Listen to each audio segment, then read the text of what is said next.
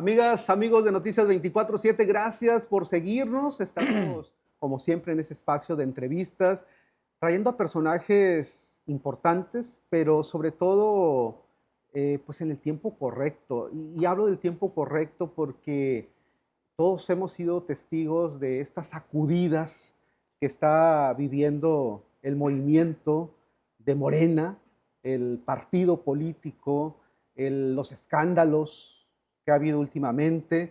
Y qué mejor que entablar una charla con alguien que inició en las izquierdas, primero en el PRD y después se fue con el tabasqueño Andrés Manuel López Obrador, precisamente a arrancar el movimiento de regeneración nacional, de esta transformación que ahorita vamos a analizarla si realmente se está llevando a cabo como debería en el país. Y me da mucho gusto recibir a Alfonso Ramírez Cuellar, vicecoordinador de los diputados de Morena, precisamente en el Congreso a nivel nacional.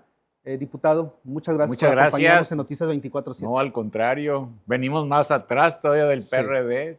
Toda sí, la vida, junto sí. con Claudia desde la prepa, ¿Desde andamos, entonces conoce a Claudia?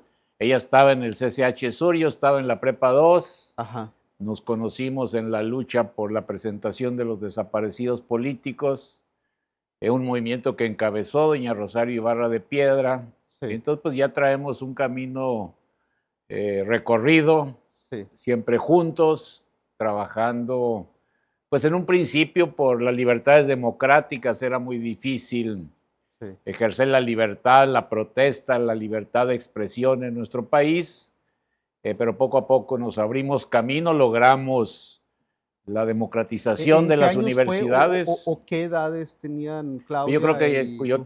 traía como unos 17 años, ella unos 15 años. Ok. Menores de eh, edad todavía. pues no tan menores de edad, pero sí desde la juventud, la adolescencia, Sí. siempre luchando del lado correcto de la historia en movimientos democráticos y por mayor justicia en México. ¿Y si ha sido el lado correcto de la historia? Sí, yo creo que no nos hemos equivocado, nos tardamos, fue un camino muy escabroso, tiempos muy difíciles. En aquellos momentos pues se mataba a los opositores, se les encarcelaba. No vivimos los años de la represión más cruda, pero sí de una carencia de libertades, tanto de libertad de manifestación, de libertad de expresión, luchando contra el porrismo, contra los arbitrarios, los agresores, contra toda la violencia que se ejercía en contra de los estudiantes democráticos en distintas partes del país, una violencia contra los opositores. Y bueno, pues ya estamos aquí, en Sí. un país donde hay libertades, la gente puede decir lo que ¿No hay considera. riesgo de que se pierdan esas libertades? Siempre existe el riesgo. Creo que el gobierno de la doctora Claudia es una garantía de que va a haber respeto absoluto a la libertad de expresión, a la libertad de manifestación, a la libertad del pensamiento, de expresar todas las ideas. Creo que con ella pues tenemos asegurado un clima de muchísima participación política, Sí. de participación democrática, pero siempre las libertades hay que estarlas cuidando.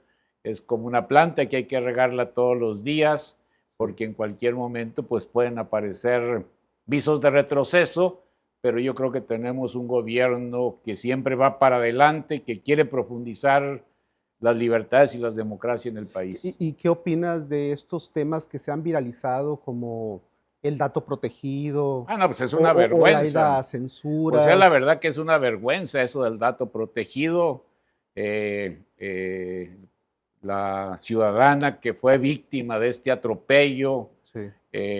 promovido por 2 diputados federales de la coalición de Sí. Morena, totalmente vergonzoso lo que hicieron, y todavía la complicidad de los magistrados del Tribunal Electoral del Poder Judicial de la Federación, pues es como un círculo perverso que es inaceptable, porque estos son los elementos que nos indican que en cualquier momento la democracia y la libertad de expresión se ponen en peligro, y que todos los que hemos sufrido la represión y que hemos luchado por ampliar las libertades en México, pues tenemos que criticarlos, aunque sean gente nuestra. Y también ¿no? la humillación de Noroña a un ciudadano, ¿no? Me Que se parece una atrevió actitud totalmente abusiva, lo que pasa también en Campeche, lo que quiso ocurrir en Puebla.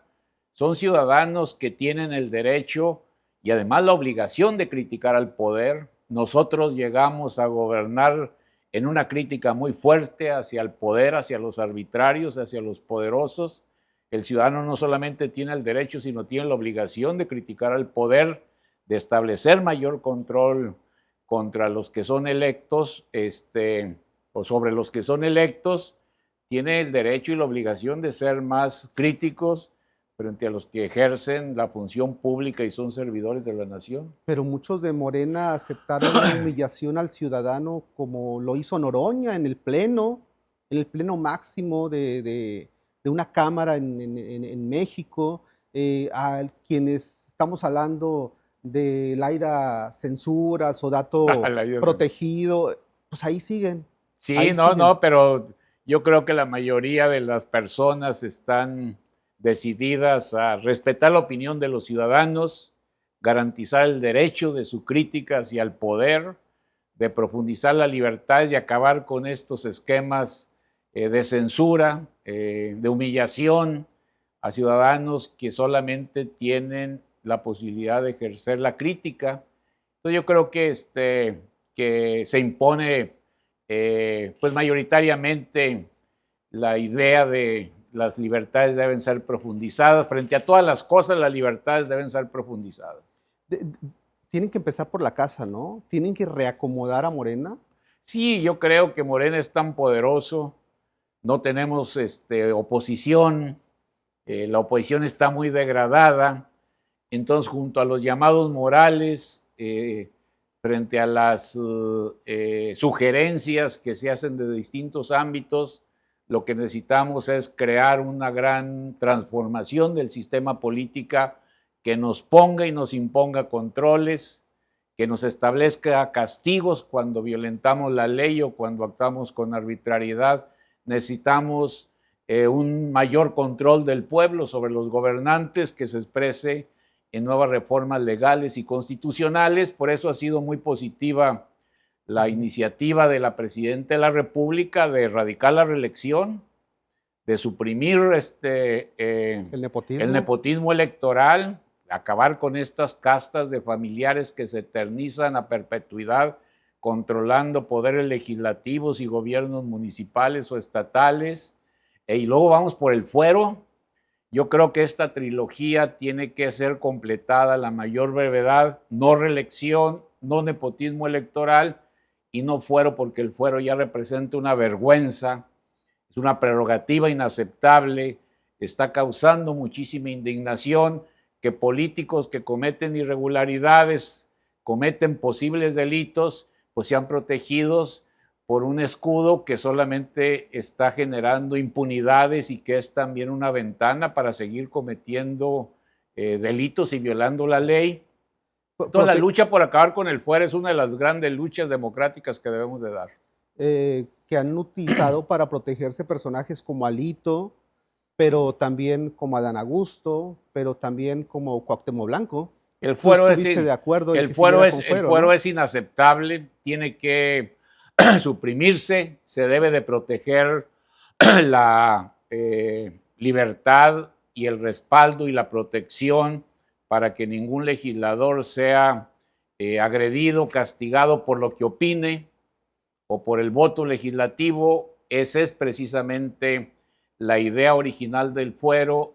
Después se vino degradando, alcanzó a convertirse en una protección injustificada que tienen los políticos y los gobernantes. De criminales, de delincuentes, de blanco, todo, ¿no? Tipo, de todo tipo. Entonces ya el fuero ya no puede seguir existiendo. En la Ciudad de México no hay fuero, en Jalisco tampoco hay fuero, entonces podemos ir ante el juez o el fiscal que nos requiera cuando se presume algún delito que hayamos cometido, ir como cualquier ciudadano común y corriente.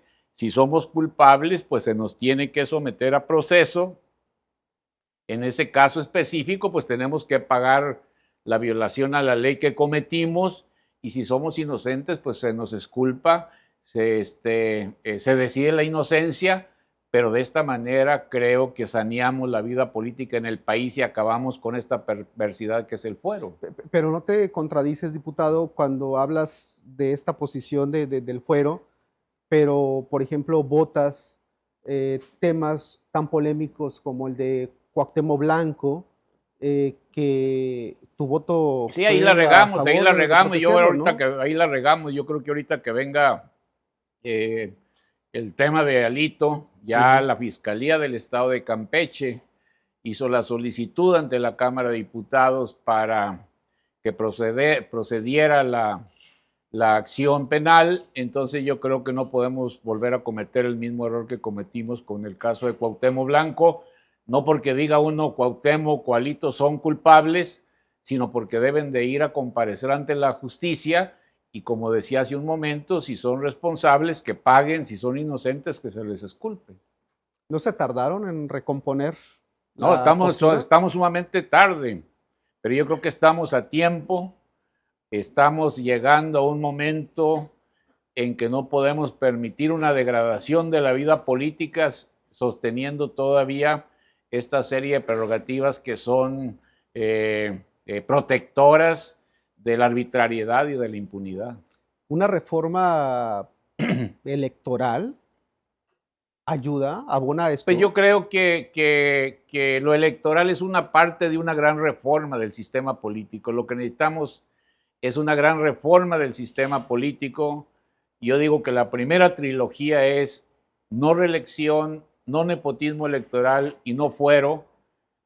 Hace un momento de la reunión donde venimos, una exigencia casi generalizada es auditorías al gasto, revisión de cómo se gasta el presupuesto y los dineros del pueblo, cómo se ejerce en las distintas actividades y rubros en las que se tiene que aplicar.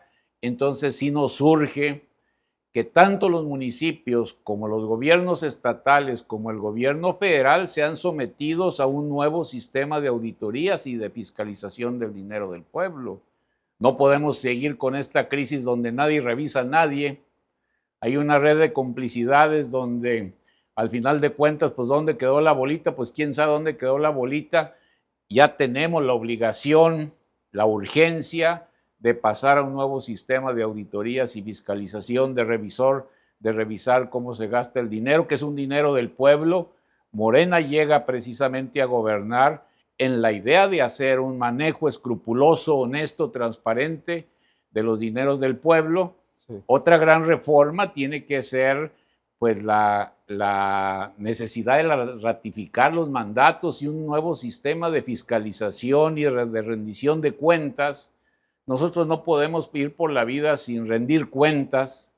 Ya elegimos al Poder Ejecutivo, elegimos al Poder Judicial, elegimos al Poder Legislativo, pero necesitamos que esos que hemos elegido rindan cuentas. Sí, claro. La tarea inmediata es ver si se ratifica o no a la Presidenta de la República junto con Andrés Manuel. Es la única que se va a someter a la ratificación de mandato. Yo quisiera que todos los gobernadores también se sometieran a la mitad de su periodo, claro. Pero ella el primer domingo de junio del 2027, pienso que sería bueno que, como se comprometió cuando tomó posesión en el Zócalo hace un año, el 1 de octubre del año pasado, que dijo: yo voy a preguntarle al pueblo si quieren que continúe hasta el último día del mes de septiembre del 2030 o quieren que me retire. Ese es un primer acto muy fuerte. Pero pues que no sea una simulación, ¿no? Tiene que haber una votación, el pueblo tiene que decir si se queda o se va. Creo que eso es lo más conveniente, ¿no? Sí.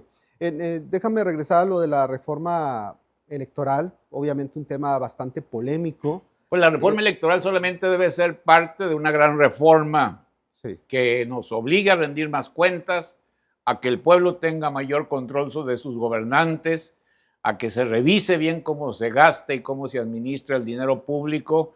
Aquí hay una reforma. ¿Era necesaria la reforma electoral en este momento? Pues yo creo que dentro de un marco más general de reforma del sistema político, sí, porque hay que reducir los costos del financiamiento a los partidos y a las campañas. Yo soy partidario de que solamente se gaste en campañas electorales. El gasto ordinario de los partidos lo tienen que pagar los militantes. El pueblo no puede ni tiene sentido que ande financiando a partidos que son muy ricos, pero su actividad política es muy pobre. Sí. Reciben mucho dinero en su gasto ordinario, pero no hacen ninguna actividad al final de cuentas. Entonces creo que debemos de abaratar las campañas. Creo que llegó el momento de encontrar mejores formas para que los criminales no participen en la actividad electoral, en las campañas.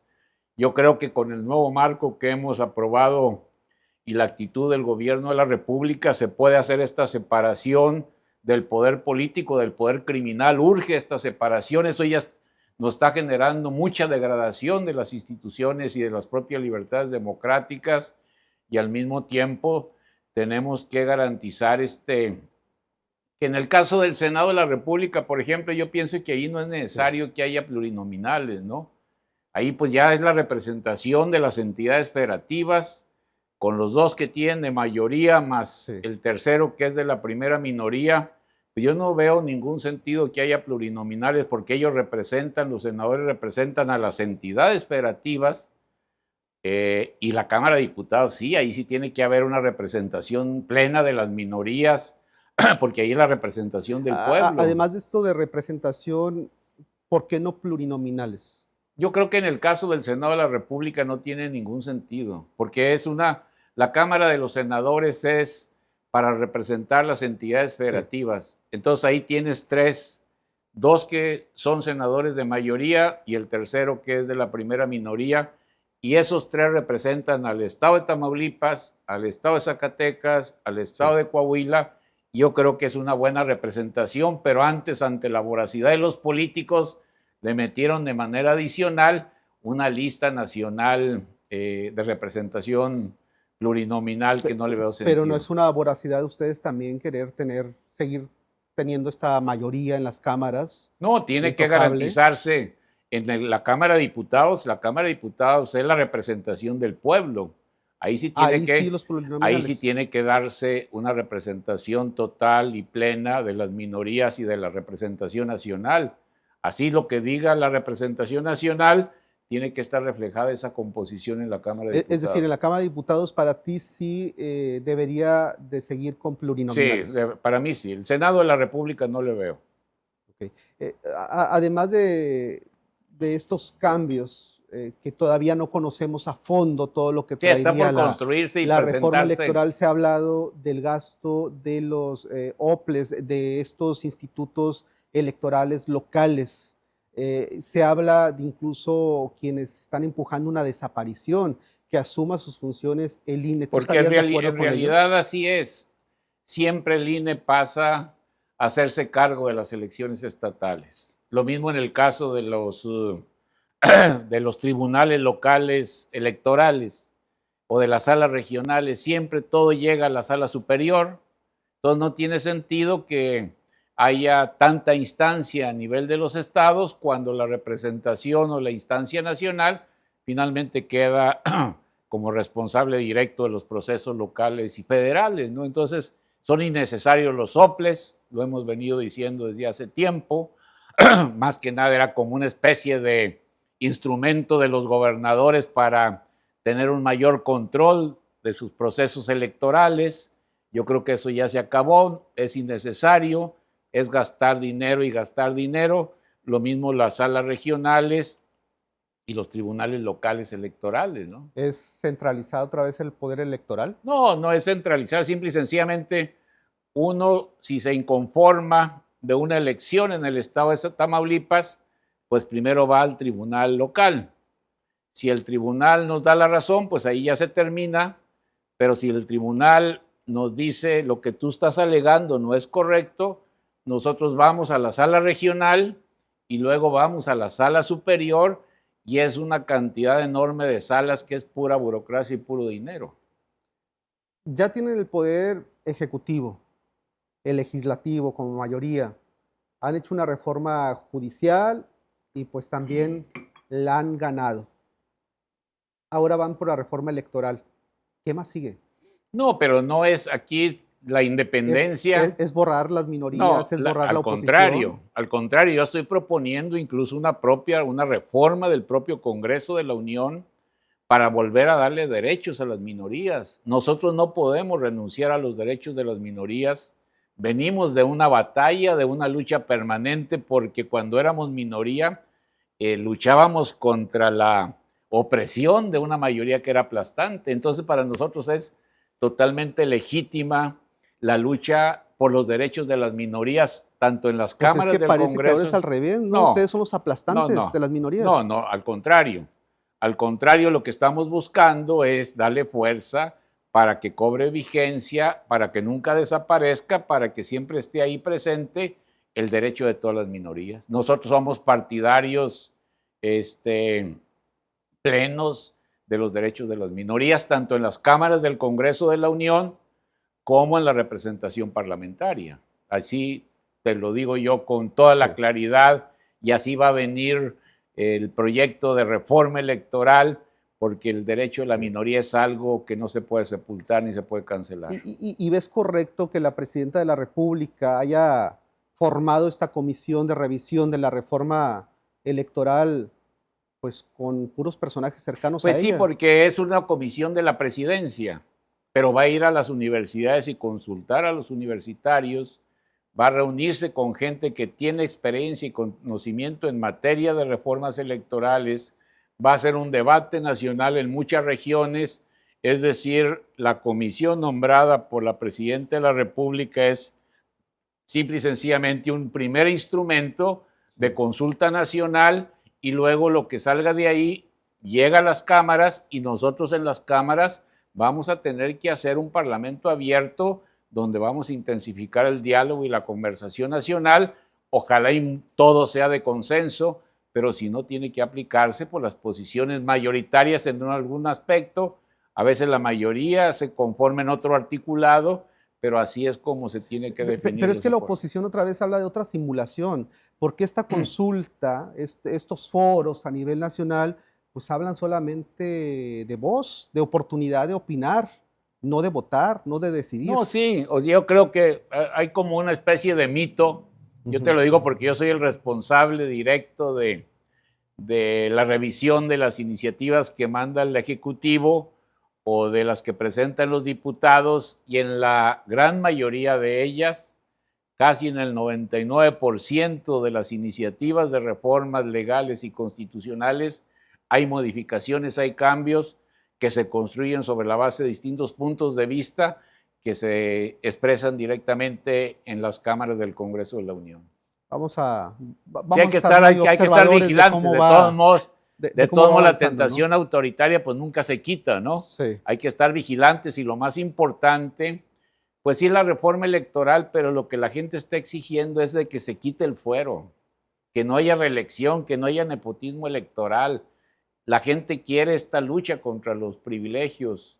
Lo que más exige la gente en todos los lugares donde vas es: cuiden el dinero del pueblo, no lo malgasten, informen de cómo lo están gastando. Queremos auditorías de los municipios, de los estados, de la federación. La gente lo que nos está exigiendo es castiguen a los corruptos. Siguen teniendo un problema. Empiecen por el ejemplo. Siguen teniendo serios problemas de corrupción en el país. No se han quedado cortos con el ejemplo, porque en el sexenio de Andrés Manuel López Obrador, pues hubo tantos escándalos de señalamientos de corrupción y no vimos ninguna cabeza importante del gabinete rodar por esos escándalos. Yo creo que una parte importante de la nueva legislatura es precisamente construir un nuevo sistema de lucha contra la corrupción, porque este es algo urgente que nos demanda la ciudadanía, y es una medida tan necesarísima para evitar la degradación de las instituciones. ¿Claudia se atreverá a hacer lo que no hizo Andrés Manuel López Obrador? Claudia se maneja con una rectitud y una decencia política a toda prueba, con una eficiencia en sus labores de gobierno. Ella va a ir a fondo, en primer lugar, en el combate a la impunidad. Creo que su lucha contra todos los grupos criminales, su combate diario para acabar con el huachicol fiscal y su decisión de terminar con los núcleos violentos en distintas partes del país, nos indica un comportamiento y una conducta donde lo primero pues es el compromiso para darle pacificación, cuidar nuestras vidas. El objetivo de ella es cuidar nuestras vidas, un Estado que nos proteja, instituciones que realmente garanticen la paz y la tranquilidad en nuestros negocios, que cuiden nuestros negocios y que protejan nuestras colonias y nuestras comunidades. Lo primero es cuidar la vida de las personas. Ella quiere un Estado que cuide la vida de las personas. Supongo que no quiere un Estado que siga con pactos con criminales, ¿no? Al contrario, si algo logró ella en la Ciudad de México, fue un éxito a partir de una lucha muy fuerte contra la impunidad. Y el castigo a todos parejos, creo que lo hemos visto en estos 12 meses de gobierno, 11 meses, para ser precisos, de gobierno, como la ves como una mujer decidida, combatiendo en todos lados, sin miramientos contra todos aquellos que alteran la paz pública y que nos afectan como sociedad por los índices de violencia que desatan. Pues está haciendo falta algún golpe mayor, ¿eh? El escándalo de Adán Augusto, pues le da veracidad a las amenazas de Trump y al discurso que ha utilizado contra México, ¿no? Esta cercanía de la clase política con la delincuencia y el que siga a cargo del grupo de Morena, que siga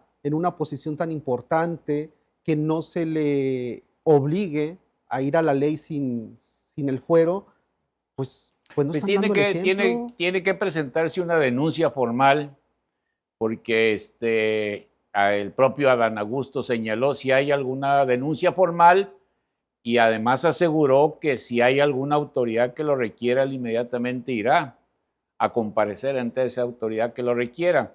Entonces creo que están dadas las condiciones para que si se presenta la denuncia, si alguien sabe y tiene las pruebas suficientes para presentar la denuncia, integrar una carpeta de investigación, hacerle el llamado a él o a otra persona Más para pruebas que tener de secretario de seguridad a quien encabeza un grupo criminal. Pero es importante que alguien vaya y presente la denuncia.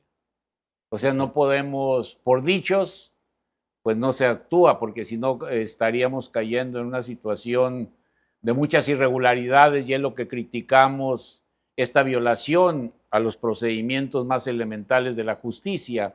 Yo creo que como en todo proceso, pues yo tengo las pruebas, yo presento la denuncia, hago que se actúe por parte de las instancias judiciales y se le llame a él o a otros para que comparezcan independientemente que tengan fuero. Ojalá y ya erradiquemos de una vez por todas este fuero que es una perversidad y una vergüenza nacional. Ayúdame a entender entonces la diferencia entre una acusación de Calderón y García Luna, que sí estaba enterado Calderón, pero acá resulta que Adán Augusto no estaba enterado y requieren de una Pero denuncia. En el caso de García Luna sí hubo una denuncia de tal manera que se le procesó, se solicitó la extradición, se le extraditó y creo que a partir de este procedimiento legal que está en nuestra Constitución y en nuestro Código de Procedimientos Penales, se le juzgó y se le está ejerciendo una pena en Estados Unidos, porque hubo un procedimiento que se desarrolló con todos los principios de la ley. Este tema de los lujos, las comodidades que les han sacado a algunos de Morena, ¿es distracción para el electorado de Morena? Pues es una vergüenza, la verdad que es una vergüenza, porque uno llega al poder queriendo imponer una nueva forma de conducta, un comportamiento distinto que suprima una de las plagas más groseras que tenemos en la historia política del país, que es la ostentación, que es el derroche, que es la prepotencia, que es el abuso, que es la desvergüenza, que es la arbitrariedad. Uno llega al gobierno para erradicar todo esto. Entonces no puede uno replicar todo aquello que combatimos en el pasado, porque queremos ser una opción distinta, construir una opción distinta. Pero parece que no son tan distintos. Pero es una lucha que tenemos que dar de manera permanente. La doctora Claudia no solamente hace la prédica, también ella predica con el ejemplo.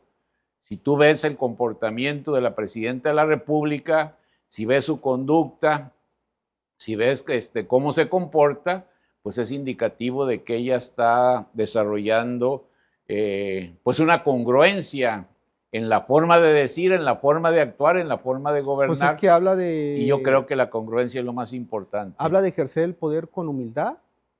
Eso lo escuchas decir a la presidenta, ejercer el poder con humildad. Pero después giras hacia gobernadores, hacia alcaldesas, alcaldes y demás legisladores y funcionarios de Morena.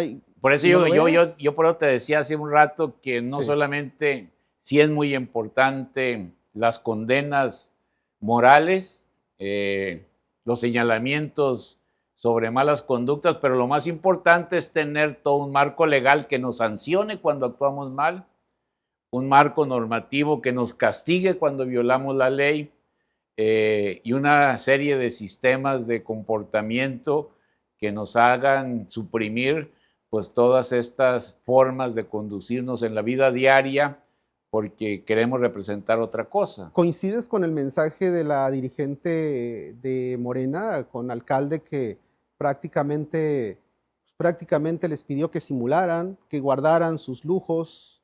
No, lo que no podemos es permitir que en la cuarta transformación surjan nuevos potentados, nuevos acaudalados, ¿no? O sea, eso sí, ya es... Ya suficiente los que tienen, ¿no? Muchos de ellos pues vienen de actividades empresariales, pero la cuarta transformación y esta lucha por hacer cambios en el país no puede permitir que surjan nuevos acaudalados, los nuevos millonarios, los nuevos potentados.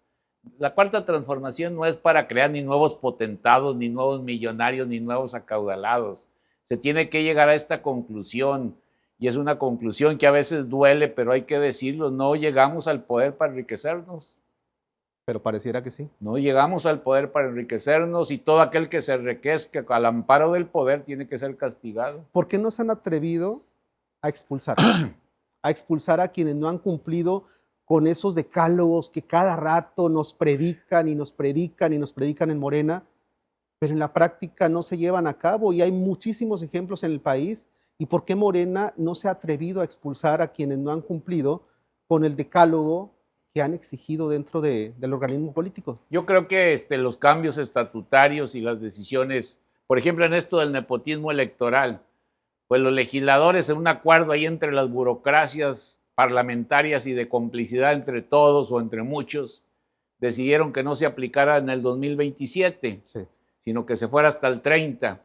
Y Morena dijo, pues podrá decir lo que quiera la Cámara de Diputados, pero todos los que sean candidatos de Morena, que quieran un puesto de presidente municipal, de diputado local, de diputado federal o de gobernador, o que participen en la coalición o postulados solo por Morena, no pueden participar si cumplen todos estos supuestos del nepotismo electoral. Entonces hay un avance importante, hay una determinación del partido de ir corrigiendo los vicios de manera pronta y expedita. ¿Pero por qué crees que han tardado tanto en no expulsar a nadie? No sé si lo correcto sea la expulsión, pero lo que sí estamos viendo es una actuación mucho más consistente de Morena para ir corrigiendo muchos vicios. Y sobre todo por el señalamiento y la fuerza y la autoridad moral que expresa la presidenta de la República. ¿En qué momento se vició este movimiento que arrancaron ustedes, que arrancaste muy cerca de Andrés Manuel López Obrador? Este es un movimiento que tiene que irse cuidando diariamente. Nadie está salvado de una vez y para siempre. Siempre hay que ir poniendo más controles. Siempre hay que ir elevando el control del pueblo sobre sus funcionarios. Siempre hay que castigar a los que salen de la ley. Es decir, todos los días se construye esto. Pero ¿no se vició en el momento que Andrés Manuel López Obrador abrió las puertas de Morena a que entraran de todas las corrientes políticas, quienes habían estado en otros partidos políticos como el PRI, como el PAN, otras organizaciones políticas, para poder llegar a la presidencia? En ese momento no se desvirtuó el movimiento. Eso no es sí un factor. Fue un factor, ¿no? Siempre hay que cuidar diariamente el movimiento. O sea, porque uno puede decir y prometer, me voy a portar bien de aquí para siempre, pero siempre... ¿Y en qué momento se descuidó entonces? No, yo creo que es una cosa que tiene que... Ahorita lo que nos urge es crear una nueva institucional para evitar la degradación de la vida política en el país, reconstruir democráticamente todas las instituciones. Necesitamos elevar el poder y la capacidad y la autoridad del pueblo para regularnos y someternos a las leyes. Tenemos que ir elevando poco a poco y más, cada día más y más, porque si no, pues no todos son llamados a la buena conducta. Déjame especificarle a nuestro auditorio que le estoy preguntando tanto al diputado sobre el movimiento, porque bueno, fue de los iniciadores de las izquierdas, como ya les explicaba él, desde hace muchísimo, desde que eran adolescentes, de la mano jóvenes. Muy cercano con Claudia Sheinbaum, la actual presidenta de México, y después en diferentes organizaciones políticas, fundador del PRD, después también de los fundadores de Morena, muy cercano a Andrés Manuel López Obrador. Pues qué mejor que preguntarle a quienes arrancaron este movimiento y han visto cómo ha crecido, pero peor, también cómo se ha desvirtuado. Sí, pero lo peor es de que no hubiera esta crítica, estos señalamientos. Creo que la crítica y las denuncias y las posiciones en los medios de comunicación nos hace mucho bien, nos pone en el foco, nos obliga a comportarnos de la mejor manera, pero necesitamos nuevas leyes, nuevas instituciones que nos eleven el control, nos pongan impedimentos y nos castiguen cuando nos comportamos mal. No es solamente un asunto del partido, sí es un asunto de Morena, pero es un asunto de una sociedad que requiere que el pueblo tenga más poder para controlar a sus funcionarios públicos. En las cámaras pareciera que solamente están dándole trámite a lo que viene desde el Ejecutivo. Eso es un mito, yo te lo digo porque yo te lo repito, es un mito. Yo soy el encargado de hacer las revisiones últimas y el grado de modificaciones que alcanzan las iniciativas presentadas por el Ejecutivo Federal es un alto grado. Destácame alguna iniciativa tuya. Ley de competencia económica, ley de telecomunicaciones, ley del Infonavit, todo lo que hemos hecho en materia de seguridad, o sea, son muchísimas. ¿Pero el grupo parlamentario o propuesta por ti? Por las dos cosas. Y por las que manda también el Ejecutivo, las revisiones y el intercambio de puntos de vista, el enriquecimiento se desarrolla a plenitud. Quisiéramos que fuera más amplio, más profundo. Yo creo que, por eso yo te decía, hay que hacer una reforma del Congreso. A mí me tocó la legislatura donde el PRI perdió la mayoría. Hubo una transformación radical de cómo funcionaban las cámaras del Congreso de la Unión. Desde ese momento, desde el 97, no ha habido cambios sustanciales. Necesitamos hacer de las cámaras del Congreso una caja de cristal para que la gente sepa cómo se gasta el dinero. Es una inmensidad de dinero el que se va en el Congreso de la Unión, en las dos cámaras, casi 9,000 millones de pesos, es una cantidad muy grande. La gente tiene que tener claridad en qué se gasta y en qué no se gasta. Y la mayoría se va en las comodidades de los legisladores, ¿no? Pues y además en mucho gasto burocrático también, creo. Y el otro tema también es cómo acercamos a la gente a participar en los debates legislativos y cómo profundizamos la discusión y la participación de los diputados o los senadores en las discusiones de las comisiones y cómo trabajamos más, porque solamente tenemos una actividad pues prácticamente de 6 meses, ¿no? Cuando 6 meses te la puedes pasar de vacaciones y terminar con esa cosa que fue producto de la pandemia, que eran las sesiones virtuales. Sí. Hoy no puede haber justificación para tener sesiones virtuales, pero bueno, ya hemos platicado mucho. ¿Estarías de acuerdo entonces en reducir todas estas prerrogativas y dineros que le dan a los diputados? Tiene que hacerse una reforma a la ley orgánica del Congreso de la Unión. El Congreso tiene que entrar en nuevos sistemas de transparencia, de rendición de cuentas de sus gastos y de una actividad legislativa más intensa y más rica y más participativa, tanto de los legisladores como de los distintos núcleos de la población. Hay muchos temas que podríamos abordar y ya hemos abarcado bastante tiempo de la entrevista, pero como diputado, como legislador, ¿cuáles han sido tus temas prioritarios que has abordado? Pues para mí el tema económico, creo que participamos de manera activa en la definición del presupuesto. Siempre la cuestión de los ingresos y los gastos ha sido lo que más me ha motivado. una lucha contra los monopolios. Afortunadamente Desde el Barzón. hicimos una reforma completa en materia de ley federal de competencia para castigar a aquellos agentes económicos que alteran precios, impiden la competencia y castigan el bienestar del consumidor. Nosotros queremos entrarle con mucha fuerza a promover la inversión privada, con nuevas reglas, sin los abusos de las asociaciones público-privadas. Vamos a presentar todo un paquete de iniciativas para garantizar mejores sistemas de auditoría y de fiscalización de los dineros del pueblo.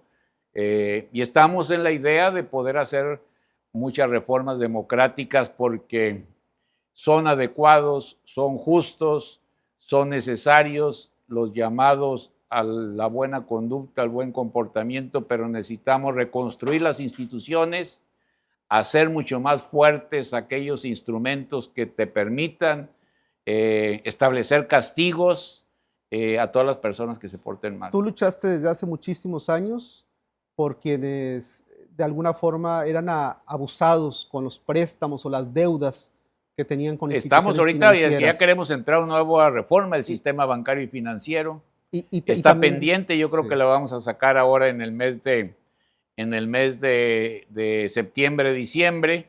Creo que ese es uno de los temas para que fluya más el crédito, el financiamiento, tanto de la banca privada como la banca de desarrollo, sin tantas condiciones leoninas como ahora nos establecen. Nos cobran hasta por respirar, pero creo que vamos a lograr que los bancos públicos y privados estén al servicio del ciudadano. los campesinos, también por mucho tiempo los has estado defendiendo.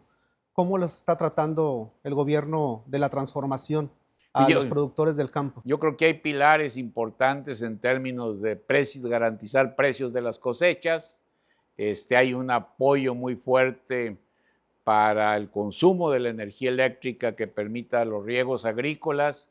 Hay todo un programa de tecnificación de más de 200,000 hectáreas para diversos distritos de riego. Creo que nos falta mucho más. Sobre todo nos falta una reducción de los precios de los insumos y una mayor certeza en el precio al que van a vender las cosechas. Este es un asunto que no se queda solamente por decisiones nacionales, sino que tiene que ver con nuestra relación comercial con los Estados Unidos y Canadá y con otros países con los que tenemos tratado de libre comercio. Muchos productos, salvo frijol, el resto de los productos, arroz, trigo, maíz, azúcar, café, pues se fijan en el mercado internacional. Entonces tenemos que hacer todos los equilibrios que nos permitan, ante todo y sobre todo, garantizar buen precio al consumidor, pero también garantizar un buen precio al productor que tenga la rentabilidad de todas las familias que producen alimentos. ¿Qué le podrías decir a los productores del campo en Tamaulipas, a los orgueros en particular, que seguramente estás enterado de los bloqueos constantes que se han dado en las carreteras de Tamaulipas, que han afectado a terceros, obviamente al transporte civil, pero también al transporte de carga con pérdidas millonarias, pero que ha sido una forma de protesta? Y recientemente incluso se le detuvo a quien encabezaba estas manifestaciones en las carreteras de Tamaulipas. ¿Qué le puedes decir a esos productores del campo en Tamaulipas que se han sentido pues no apoyados por el gobierno federal? Yo creo que primero, como se ha desarrollado en los últimos días, pues tiene que haber una gran concertación, tiene que haber mesas de diálogo mucho más intensas, encontrar entre todos una solución al problema del agua. Es un problema serio el problema del agua aquí en el estado, y afortunadamente pues hemos tenido muchas lluvias, pero sigue siendo un problema del agua. Necesitamos mejorar los sistemas de tecnificación y encontrar el mecanismo más adecuado para tener certeza en el precio de las cosechas. Creo que este es un problema que tenemos en el maíz, que tenemos en el trigo, que tenemos en el sorgo, que tenemos en muchos otros productos, pero principalmente... Pero ¿dónde estaría la solución? Pues yo creo que hay que sentarnos, no es una decisión fácil, no es solamente un tema que el gobierno nacional o el gobierno mexicano pueda resolver, sino que tiene que ser pues un esfuerzo común entre distintos sectores de diversos países para encontrar una solución a este problema que estamos padeciendo de manera permanente, ¿no? ¿Cómo? Nosotros tenemos un instrumento Sí. que son los precios de garantía, el precio de garantía para el maíz, el precio de garantía para la leche, el precio de garantía para el frijol, el precio de garantía para el trigo. Es decir, son precios de garantía que protegen determinados productos, determinado volumen de cosecha.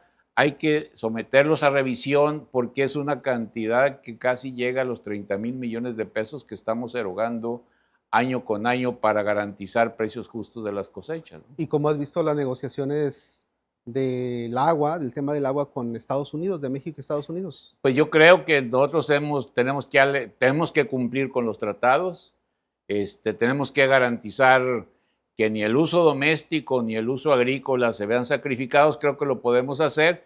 Hemos corrido una experiencia y un acuerdo muy bueno con el SILA y creo que pudiéramos encontrar aquí en el futuro el cumplimiento de nuestra palabra. Que son tratados muy antiguos, ¿no? Pues sí, de los 40, entonces creo que vamos a encontrar muy buena solución.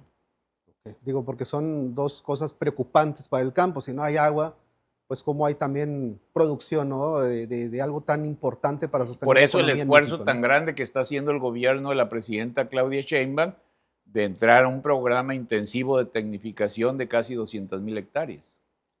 Te veo muy porrista de Claudia Sheinbaum. Digo, No la conozco. Sé que se conocen La desde conozco desde hace adolescencia. mucho, pero... Sí, pero no quiero que te cegue tampoco el tema No, de conocerla no, desde no. la adolescencia No, a que no, ahora están no, echando no. porras por todo. Al contrario, yo porque admiro su rectitud, admiro Ajá. su valentía, admiro su eficacia en el gobierno y porque los programas que ella está poniendo en marcha, el programa de la vivienda, construir 1,300,000 viviendas es una cosa que nos debe alegrar y que debemos hacer todo lo posible porque tenga éxito. Su programa de sustentabilidad hídrica también es algo que nos debe unificar muy fuerte en torno a ella para garantizar el éxito de este programa.